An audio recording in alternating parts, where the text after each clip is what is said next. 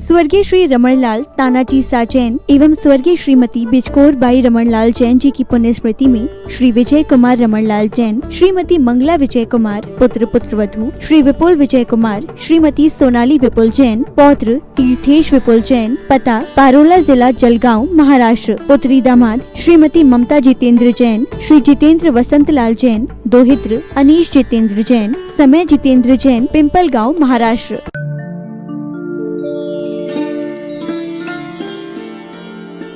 अपने जीवन को अच्छा बनाने के लिए घर में बहुत बड़े जो लोग होते हैं उन्हें बहुत कुछ प्रेरित करना पड़ता है, समझाना पड़ता है कि बेटा ये किया करो, ये किया कर लो, ऐसा कर लो, वैसा कर लो। नहीं। कैसे हो? एक किक स्टार्ट होती है, एक सेल्फ स्टार्ट गाड़ी होती है। कुछ मोटरसाइकिल जो स्कूटर्स होती हैं कैसे स्टार्ट होती हैं? एक किक स्टार्ट होती है ना, और एक सेल्फ स्टार्ट भी होती है। क्या डिफरेंस है दोनों में, किक स्टार्ट और सेल्फ स्टार्ट में? क्या अंतर क्या दोनों में?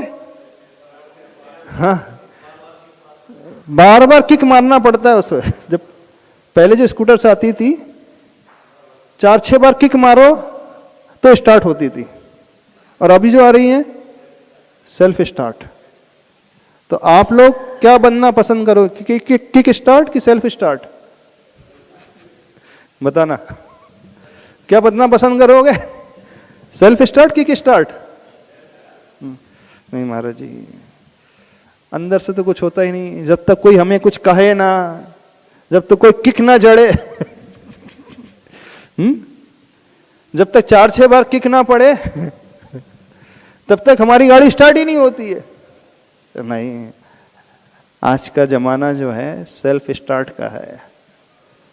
अब वो पुराना जमाना गया, बोले नहीं अब इतना कौन सा, तुरंत होना चाहिए, इंस्टेंट होना चाहिए, अपन ने बटन दबाई तुरंत गाड़ी ऑन। तो जैसे आप उस स्कूटर को, उस मोटरसाइकिल को सेल्फ स्टार्ट ही पसंद करते हो ना, बहुत मजबूरी हो जाती है, जब बैटरी डाउन हो जाती है तब फिर वो किक स्टार्ट का ऑप्शन व्यक्ति ऑप्ट करता है। तो बहुत इमरजेंसी हो, बहुत ऐसी परिस्थिति बन जाए हमारे साथ, हमारा शरीर साथ ना दे रहा है अथवा हम अंदर से टूट गए हैं मन से, तो फिर हमें कोई समझाने वाला, कोई मोटिवेट करने वाला आए, तब तो चल सकता है। लेकिन जनरली होना क्या चाहिए, हम सेल्फ स्टार्ट जैसा बनना सीखें, और वो पैदा होता है सेल्फ मोटिवेशन से।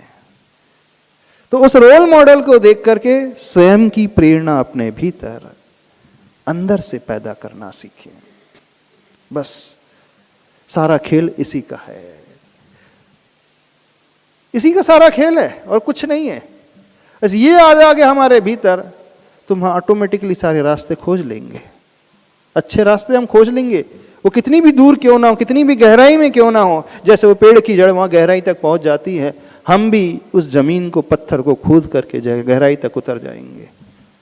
फिर रास्ते में आने वाली कितनी भी कठिनाइयां क्यों ना हो, कितने भी ऑब्स्टेकल्स क्यों ना हो, हर कठिनाइयों को हम जीत लेंगे। वो कठिनाई हमारे लिए बहुत बड़ा अवरोध पैदा नहीं कर पाएंगी। हाँ, थोड़ा वो हमारी स्पीड को कम अवश्य कर देंगी, लेकिन रोक नहीं पाएंगे। हम उसे चीर करके आगे निकल जाएंगे। जब पानी होता है ना, डैम बना दिया जाता है तो पानी रुकता नहीं है, वो ऐसा ना बह करके फिर ऊपर की ओर बहने लगता है। कभी देखा हुआ डैम में? हाँ, जब बांध बनाया जाता है नदी के ऊपर तो उस पानी को रोकने का प्रयास किया जाता है, लेकिन पानी की इच्छा शक्ति इतनी होती है, ठीक है आपने सामने दीवार खड़ी कर दी है, मैं बहूंगा तो सही, लेकिन ऐसा ना बह करके मैं ऊपर की ओर बहूंगा। तो फिर वो ऊपर की ओर बढ़ने लगता है। जब बहुत ऊपर बढ़ने लगता है तो फिर गेट खोलना पड़ता है ना। कितने गेट हैं डैम के? 20-20 गेट भी हैं, तो उन गेट को खोलना पड़ता है। यदि उन गेट्स को ना खोला जाए तो वो डैम को ही तबाह कर देगा। वो ऐसी होता है कि नहीं? तो वो इच्छा शक्ति का है खेल है, अंदर की वो चाह का खेल है। तो सबसे ये कहना है, अंदर की वो चाह हम अपने भीतर पैदा करना सीखें। सेल्फ स्टार्ट मोड में हम आना सीखें, सेल्फ मोटिवेट अपने आप को बनाना सीखें, तो उन रोल मॉडल को देख करके, उन प्रभु और गुरु को देख करके अंदर से प्रेरणा से लेना सीखें कि कैसे उन्होंने अपने आप को, उस रास्ते को पाया है,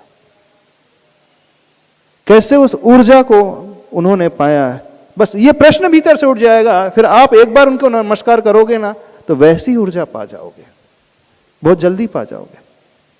बिल्कुल एक सेटिस्फेक्शन आपको भीतर से पैदा होगा, एक संतुष्टि आपको भीतर से मिलेगी और लगेगा कि हमने कुछ पाया है, और एक अलग ही एनर्जी आप अंदर से महसूस करने लगोगे उन भगवान के चरणों को छू करके, उनके गुणों को याद करके। क्या करना है बोलिए आप लोगों को? कुछ करना है कि नहीं करना है? क्या करना है? उस इच्छा को पैदा करना है, उस ललक को पैदा करना है, अंदर से होना चाहिए बस। यदि आपके पास गुरु नहीं है तो भी आप गुरु को खोज लोगे, जहां भी जितनी दूर में वहां पहुंच जाओगे आप, हजारों किलोमीटर दूर भी पहुंच जाओगे आप खोजते खोजते, क्योंकि आपकी अंदर की इच्छा। जैसे उस भील ने, एकलव्य ने खोज लिया था ना, तीव्र ललक थी एकलव्य की, खोज लिया था उसने, गुरु ने मना कर दिया तो भी उसने गुरु को पा लिया, पा दिया। नहीं, गुरु भी उसके जीवन में बाधा बनकर खड़े जाएंगे तो भी उस बाधा को पार कर जाएगा वो, जैसे एकलव्य ने पार कर लिया। समझना वो इच्छा कैसी होती है, वो भाव कैसा होता है। तो हर व्यक्ति से यही कहना है, सेल्फ स्टार्ट मोड में आना सीखें, न कि किक स्टार्ट मोड में। वो इच्छा शक्ति अंदर की, वो ललक, उस रास्ते को पाने की उस रोल मॉडल ने जैसे अपने जीवन में पाया है तो बहुत कुछ मिलेगा। माइंडफुलनेस, जागृति, अलर्टनेस, हर समय हम अपने आप को भी समझते हुए, अपने विचारों को भी पढ़ते हुए, जानते हुए, बिना अटैचमेंट के संसार में कैसे रहें। सबसे इफ़ेक्टिव टूल जो होता है वो मेडिटेशन का होता है। थोड़ी सी प्रैक्टिस उस ध्यान की, जो भी हमारे आसपास हो रहा है, जो भी हमारे शरीर में हो रहा है, जो विचार हमारे माइंड में उत्पन्न हो रहे हैं, उसे देखने की कोशिश। जो भी आ रहा है उसे आने दें और जाने दें, रोके ना और न ही रुके। या तो हम रोकने की कोशिश करते हैं अथवा हम स्वयं ही रुक जाते हैं। या तो हम किसी को बांधने की कोशिश करते हैं अथवा स्वयं ही हम बंध जाते हैं। दोनों ही सिनारियों में नुकसान हमारा ही होता है। या तो हम किसी पर दबाव बनाने की कोशिश करते हैं अथवा स्वयं उससे इतने ज़्यादा प्रभावित हो जाते हैं कि हमें स्वयं नहीं पता चलता, हम भी बहने लगते हैं। ये तो सामने वालों को अपने अंडर में लाने की कोशिश करते हैं, उस पर अधिकार जमाने की कोशिश करते हैं अथवा स्वयं दूसरों के अंडर में हो जाते हैं। दोनों ही परिस्थिति में एक प्रकार का ठहराव है, रुकाव है, बंधन है। चाहे कोई भी हम तरीका अपनाएं, हर तरीके में हम स्वयं ही खोते हैं। खोने का अर्थ उस समय हमारा आनंद नहीं होता है। आनंद हमेशा जीवन में सहजता का होता है। आनंद हमेशा निराकुलता का होता है, निर्विकल्पता का होता है, तनाव से रहित, अवसाद से रहित, टेंशन से रहित, अपेक्षाओं से ऊपर उठा हुआ और चिंताओं से ऊपर उठा हुआ जीवन। डर को जिसने जीत लिया, शोक से जो ऊपर उठा है, जिसके मन में कोई ईर्ष्या का भाव नहीं, कोई जेलेसी की फीलिंग नहीं, सराउंडिंग में वो देखता है दुनिया वालों को बहुत कुछ मिलता है, तो भी कोई ऐसा परिणाम नहीं जो उसे एक्सेप्ट ना कर सके, अथवा जब हमें मिलता है तो भी कोई ऐसा भाव नहीं जिससे हम दूसरों को इन्फीरियर मानने लगे, हीन मानने लगे। प्राय होता है दूसरों को हम हीन दृष्टि से देखने लगते हैं,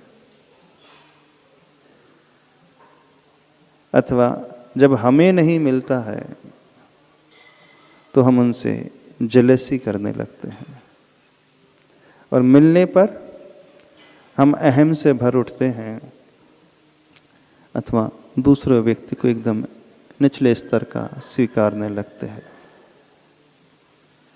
चाहे हम इस ओर झुक रहे हैं, अधिक डेविएट हो रहे हैं, अथवा दूसरी ओर डेविएट हो रहे हैं, डेविएशन जब भी होगा हमारा बैलेंस चला जाता है। उस समय हम आनंद के क्षण में नहीं रहते हैं। व्यक्ति हमेशा आनंद में तब रहता है जब वो वर्तमान में जीता है। प्राय हर व्यक्ति हमेशा या तो भविष्य अथवा अतीत के बारे में ही सोचते रहता है। सबके साथ ऐसा ही होता है। भले ही आप शांत बैठे हों, मंदिर में भी बैठे हों, भगवान को भी देख रहे हों, उस समय भी वर्तमान में नहीं रहते हैं। मन है, ऐसा स्वभाव है उसका, तुरंत वह उचट जाता है, चंचल होकर के भाग जाता है, एक जगह स्थिर नहीं रहता है। क्या उसका नेचर है, उसे हम बांध भी नहीं सकते। यदि हम ये कोशिश कर रहे हैं कि मन को हम अपने रूप बांध लें एकदम से, वो असंभव है, हो ही नहीं सकता। हम उस नेचर के विपरीत चले जाएंगे। अब हमें हमेशा वर्तमान में रहना है, पर रहा जा नहीं पाता व्यक्ति, हो नहीं पाता उससे, और मन को हम बांध भी नहीं सकते, तो फिर क्या उपाय है? प्रश्न ये खड़ा होता है। मन को रोकने की कोशिश करेंगे, एकदम सोच लें कि नहीं मैं ये नहीं कर सोचूं, वो ना सोचूं, तो अंदर से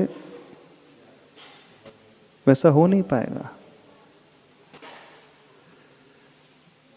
तो ऐसे समय मन की यात्रा जहां भी चल रही है, चलने दे, लेकिन हम उस मन को देखना शुरू कर दें। अब आप फिर कहोगे महाराज जी बात तो घूम फिर करके वहीं आ रही है।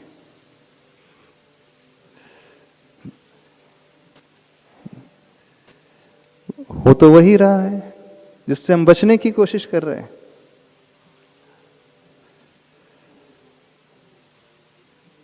तो मन को इस प्रकार से देखें जैसे आसमान में उड़ने वाले पंछी होते हैं।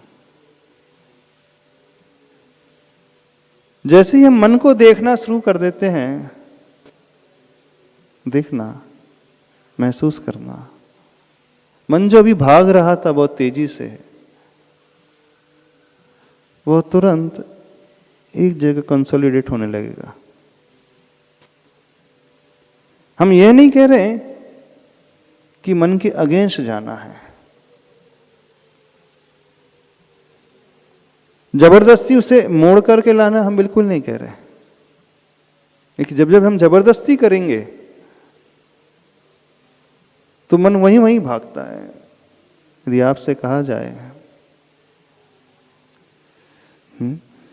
कि आप अपनी घड़ी को कोई याद ना करे आज, घड़ी को देखे ना, घड़ी के बारे में बिल्कुल चिंतन नहीं करना है। क्या कहा जा रहा है? आज कोई भी व्यक्ति घड़ी को देखेगा नहीं, इस बात को ध्यान रखना है। तो क्या होगा? वैसे तो आप देखते नहीं थे, अब बार बार क्या आ रहा है, मुझे घड़ी को नहीं देखना है, फिर घड़ी की ओर चला जाएगी। मन की विचित्रता है, यदि जितना उसे निषेध की ओर लाने की हम कोशिश करेंगे उतना ही आकर्षण उस ओर बढ़ता है। निषेध में जिज्ञासा अधिक होती है। यदि हमने ये कह दिया कि नहीं ये कार्य नहीं करना है, तो मन वही करने की कोशिश करेगा। होता है ना, जहां नो प्रोविजन जोन लिखा होता है, एंट्री अलाउ नहीं है। सीनियर सिटीजन कृपया करके यहां ना आए। तब सीनियर सिटीजन के मन में क्यूरियोसिटी हो जाएगी, ऐसा क्या हो रहा भाई, अब तो मैं जरूर जाकर देखूंगा क्या हो रहा है। अथवा बच्चों को यह नहीं देखना है, तो मन में इच्छा होगी कुछ तो भी है जो मुझसे छिपाया जा रहा है, रोका जा रहा है। तो मन कहेगा कि नहीं, अगल बगल झांकने की कोशिश करेगा, तुरंत भागने की कोशिश करेगा। तो जितना हम पकड़ने की कोशिश करते हैं उतना ही उछलता है। यदि हम मन को इसी रूप में मान लेते, फिर संयम कैसे हो? प्रश्न फिर से आ जाता है। हम किस प्रकार से अपने आप में कंट्रोल लेकर के आए? तो वह संयम की जो बात की जाती है, मन को रोकने से नहीं होता है। हम कुछ मन को इस प्रकार की ट्रेनिंग दिए कि मन उस ओर जाए ही ना। यह तब संभव होता है जब हमें यह ज्ञात हो जाए कि इसके आफ्टर इफेक्ट्स क्या होने वाले हैं। यदि उस ओर हमारा मन जाएगा तो हमें कितना खोना पड़ेगा, कितना लॉस हम बियर करेंगे। जब यह विचार पहले कौंधने लगता है तो फिर देखना, मन यदि इच्छा भी कर रहा है तो नहीं जाएगा।